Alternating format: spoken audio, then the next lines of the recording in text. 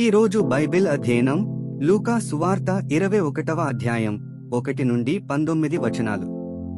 ప్రార్థన. తండ్రి, మేము మరొక రోజు అనుభవించినందుకు కృతజ్ఞతలు, మరియు మీ మాటను అధ్యయనం చేస్తూ మా సమయాన్ని ఆశీర్వదించండి. మమ్మల్ని మీ దగ్గరకు రప్పించమని మేము కోరుతున్నాము. యేసు నామంలో ఆమెన్. లూకా సువార్త 21వ అధ్యాయం. కానుక పెట్టెలో తమ కానుకలను వేయిచున్న ధనవంతులను ఆయన పారజూచెను.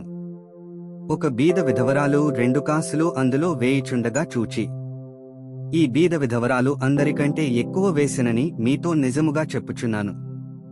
వారందరూ తమకు కలిగిన సమృద్ధిలో నుండి కానుకలు వేసిరిగాని ఈమె తన లేమిలో తనకు కలిగిన జీవనమంతయు వేసెనని వారితో చెప్పెను.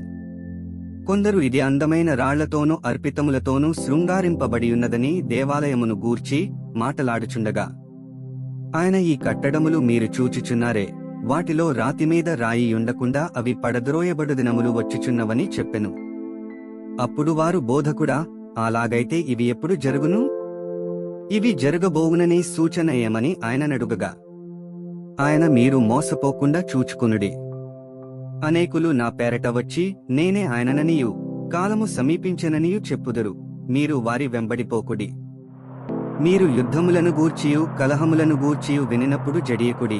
ఇవి మొదట జరగవలసియున్నవిగాని అంతము వెంటనే రాదని చెప్పెను.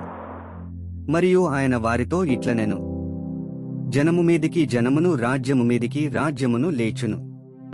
అక్కడక్కడ గొప్ప భూకంపములు కలుగును, తెగుళ్లును కరవులను తటస్థించును. ఆకాశము నుండి మహాభయోత్పాతములను గొప్ప సూచనలను పుట్టును. ఇవన్నీ జరగకమునుపు వారు మిమ్మును బలాత్కారముగా పట్టి, నా నామము నిమిత్తము మిమ్మును రాజుల యొద్దకును అధిపతుల యొద్దకును తీసుకునిపోయి సమాజమందిరములకును చెరసాలలకును అప్పగించి హింసింతురు. ఇది సాక్ష్యార్థమై మీకు సంభవించును.